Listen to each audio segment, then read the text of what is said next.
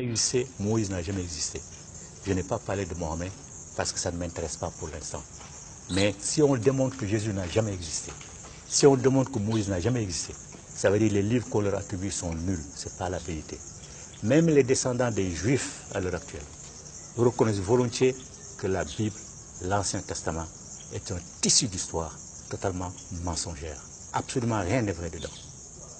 Moïse, il y a deux chronologies qui essaient de situer le moment où Moïse a vécu. Il y a une chronologie qu'on appelle la chronologie longue, qui date d'un pharaon qui s'appelle Merneptah, 1300 et de poussière avant Jésus-Christ. Et il y a une autre chronologie qui repart de Akhenaton, à partir de 1200 et poussière avant Jésus-Christ. Il y a 100 ans d'écart entre les deux chronologies. Est-ce qu'on peut se tromper sur l'histoire d'un être humain sur 100 ans? Jamais. Moïse, beaucoup de choses démontrent, peut-être qu'on n'a pas le temps, démontrent que Moïse n'a jamais été un personnage historique. Jamais. Jésus, c'est pareil. Jésus, c'est la combinaison de Osiris Asaré, chez nous, de Horus, le fils de Osiris. Jésus, c'est une combinaison de ces deux-là. Ils ont emprunté à Jésus ils ont emprunté à Osiris et à Horus pour construire la personnalité de Jésus. Mais Jésus n'a jamais existé. Et que dites-vous du pharaon? Mais le pharaon est une réalité. Le pharaon, c'est notre roi. D'ailleurs, aujourd'hui, on l'appelle Phari. Les Phari et pharaons, c'est pareil. Les pharaons sont nos rois. Depuis les origines de l'Égypte jusqu'à l'occupation romaine, tous les pharaons étaient des noirs authentiques. D'ailleurs, les Romains, quand ils sont venus, ils prenaient la titulature des pharaons. Mais est-ce que vous pouvez nous, histoire pour histoire, est-ce que vous pouvez nous dire un tout petit peu, n'est-ce pas, la tragédie de la noyade du pharaon qui a causé surtout sa mort? Mais ce sont des histoires, ça, c'est pas la réalité. Tout ça, c'est du bidon, c'est n'importe quoi qui a été écrit. Je vais vous dire la vérité. La mer Rouge, là, la mer Rouge, c'est un mensonge. Et c'est pris d'un mythe africain, pharaon, justement, dont la princesse, dans ce mythe-là, la princesse a perdu sa bague et il y avait un initié dans la barque qui a fendu l'eau pour prendre la bague. Les Hébreux n'ont fait que copier. Cette histoire, ils l'ont copié de ça. Noé, ils ont copié Noé d'une histoire babylonienne qui a fait qu'effectivement, c'est exactement la même chose. C'est un type qui s'appelle Nin-Ursap. Donc, Dieu a détruit le monde et lui a dit de construire une arche avec un couple de chaque être qui existe. Il a fait pareil et à un moment donné, il a envoyé un oiseau. L'oiseau lui a dit la terre ferme est là, ils ont accosté. Les Juifs ont pris exactement pareil, ils ont fait pareil. Moïse est la comparaison d'un grand roi plutôt qui s'appelle Sargon d'Akkad. Lui, c'est pareil aussi. Sa mère l'a mis dans un panier d'osier, l'a mis dans l'eau et une princesse l'a ramassé et en a fait un grand personnage. C'est exactement ce que les Juifs ont pris pour donner à Moïse. C'est-à-dire que toute la Bible est une combinaison de mensonges, de manipulations historiques, de contre-vérité. Surtout pour ce qui concerne le peuple noir. Mais tout ce que la Bible a dit sur le peuple noir est totalement faux et on peut le démontrer. Mais que dites-vous aujourd'hui de cette trace historique, n'est-ce pas, de l'époque pharaonienne au niveau de l'Égypte et avec cette histoire de Moïse et du pharaon? Que dites-vous aujourd'hui de ces traces de l'histoire qui sont en Égypte? Ce n'est pas de l'histoire, c'est de la manipulation. Ce sont des mensonges que l'on tente de faire, de rendre historiques, mais qui n'ont jamais existé. Ce qui est historique, ce sont les temples. Elle est là, ils sont là les temples. Ils sont là les temples dans leur grande majesté, dans leur majesté. Les pharaons sont là avec leur momification, les objets qu'ils ont créés. Tout ça, c'est historique. Mais quand vous parlez ainsi, et pourtant dans le Coran, Dieu dit qu'il fera, n'est-ce pas, des restes du pharaon, n'est-ce pas, de la dépouille du pharaon, n'est-ce pas, un exemple pour les hommes actuels pour avoir peur, n'est-ce pas, du châtiment divin. Que dites-vous de ce passage au niveau du Coran, dans le Coran? Je viens de dire qu'il n'existe pas de livre sacré, il n'existe pas de religion dite révélée. Ça n'existe pas. Tous ces livres ont été écrits par des humains. Ce sont des humains qui ont écrit le Coran. Ça vous plaît, ça vous déplaît, ça déplaît à ceux qui m'écoutent, mais c'est la stricte réalité. Le Coran a été écrit par des êtres humains. Et j'ai dit, il a été écrit plus de 3000 ans avant nos écrits à nous. Donc le Coran ne peut rien dire. Ce Dieu-là, Allah, ne peut rien savoir ce que les dieux qui l'ont précédé ont déjà su. C'est-à-dire le Dieu, notre Dieu à nous. Allah ne peut rien dire de plus. Et si le Coran a dit ça, il est clair que ceux qui ont écrit ce passage-là ont menti, ils savent qu'ils ont menti. Ça n'existe pas. Jamais aucun pharaon n'a été noyé. Jamais. Jamais le déluge n'a eu lieu, jamais. Mais j'ai dit que les ancêtres, plutôt les descendants de ceux qui ont créé ces histoires-là, reconnaissent que ce sont des mensonges, reconnaissent que c'est farfelu ces histoires-là. Tout le monde le reconnaît. Alors, histoire farfelue, révélation, pas de révélation. Alors, jusqu'où aujourd'hui cette étude que vous menez, cette science que vous prenez aujourd'hui, doit mener, n'est-ce pas, l'Afrique? Parce que vous dites que votre combat, c'est juste un combat panafricain. Donc, jusqu'où vous voulez que ce combat vous mène? Non, nous, on sait que sans libération spirituelle et culturelle, jamais l'Afrique ne sera libérée. L'Afrique ne peut pas être libre en étant musulmane, en étant chrétienne, en étant juif, en étant tout sauf elle-même. Ce n'est pas possible. Vous ne pouvez pas, on ne peut pas se réaliser dans la peau d'un arabe parce qu'on n'est pas arabe. Aucun de nos ancêtres n'est arabe. Regardez, tous les jours, on dit des Ousmane, des Fatoumata, des Pascal, des Janine. Jamais on ne dit Sundiata. Il y a des Ngolo aussi, des Ndji, des Zan. Oui, mais ça, vous entendez ça combien de fois dans la journée? Dans la journée, ce sont les Ousmane, les non-musulmans et chrétiens qu'on entend. Vous pensez que les noms étaient un handicap pour le développement? Un gros handicap pour le développement. Parce que ça nous coupe de nos relations avec nos ancêtres. Vous dites Ousmane, quel est votre ancêtre qui s'appelle Ousmane? Ça n'existe pas. Quels sont les vrais ancêtres qui sont Ousmane, ou Mahomet, ou Fatoumata, ou Pauline, ou Jacques? Ça n'existe pas. Donc vous n'avez aucun contact avec vos ancêtres. Voilà une autre forme d'aliénation qui fait que jamais nous n'allons prendre conscience. Nous déplaçons notre conscience historique vers l'extérieur de l'Afrique. Ça nous envoie vers l'Arabie, ça nous envoie au Moyen-Orient, chez les Juifs, chez les chrétiens, n'importe où, mais sauf en Afrique. Donc nous n'avons aucun repère. À partir du moment où vous n'avez aucun repère, mais nous ne pouvons pas nous construire, ce n'est pas possible. Donc les noms, il faut les rejeter. Si on veut être nous-mêmes, il faut se ressourcer sur le plan spirituel et sur le plan culturel.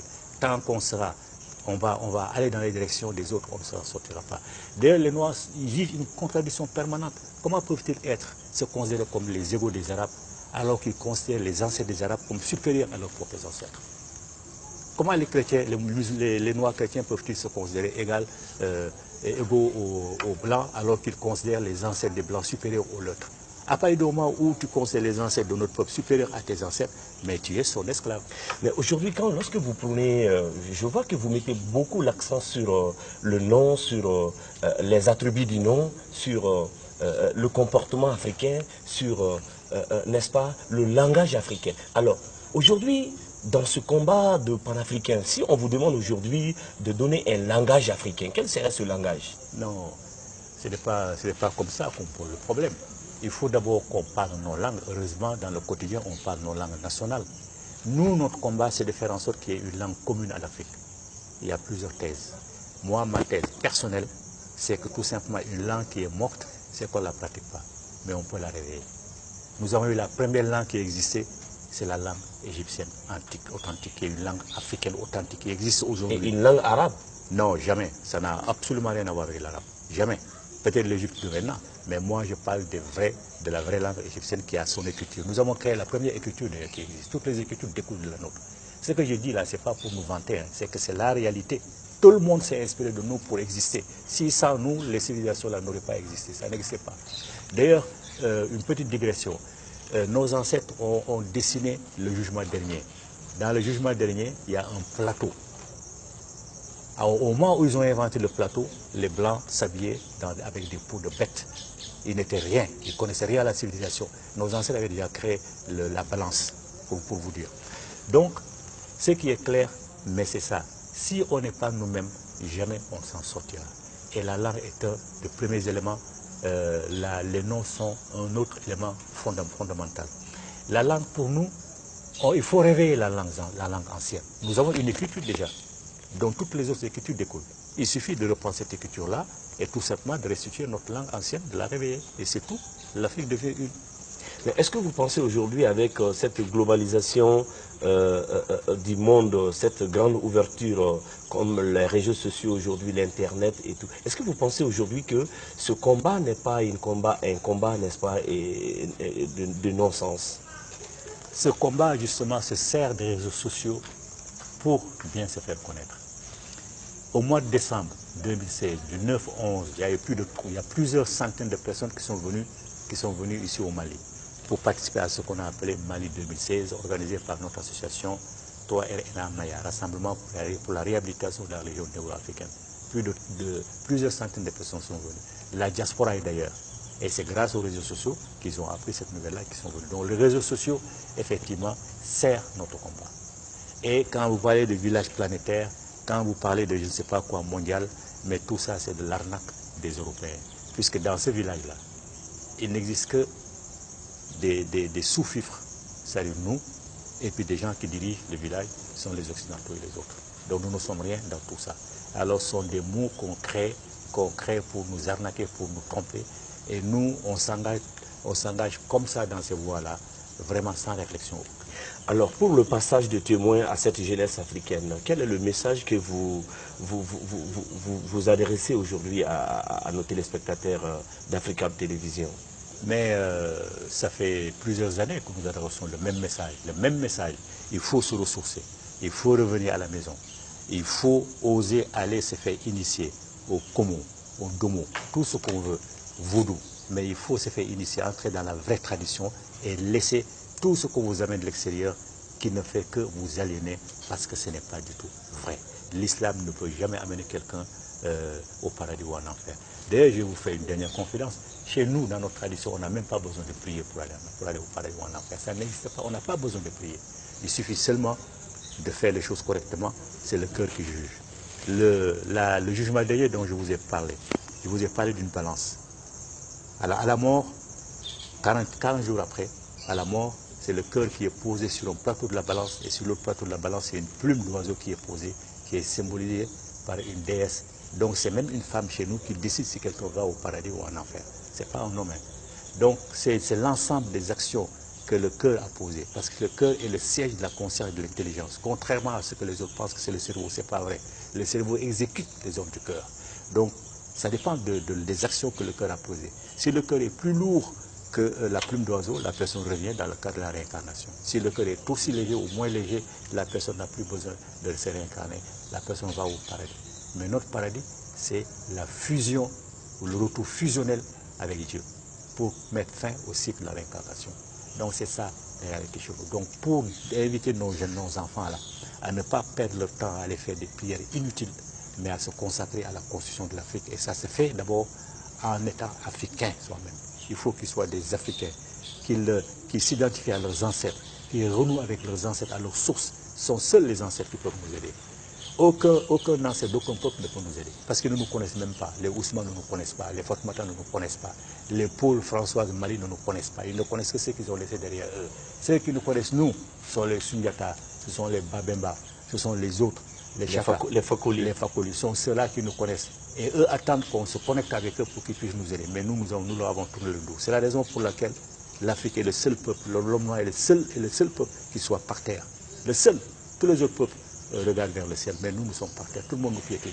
Alors, mesdames et messieurs, fidèles téléspectateurs d'Africab Télévision, cette émission, Page africaine, s'achemine maintenant avec cette phrase, n'est-ce pas, de notre invité du jour, M. Doumbi Fakoli, qui nous parlait tout simplement de l'origine négro-africaine des religions dites révélées. Avec lui, il a été question tout simplement de toutes ces histoires concernant les religions, concernant les dieux, et de ce retour, n'est-ce pas, à la source prônée par notre invité à l'endroit des jeunes Africains. Ainsi se boucle notre émission d'aujourd'hui. Merci de l'avoir suivi et bonne continuation avec les programmes d'Africab Télévision.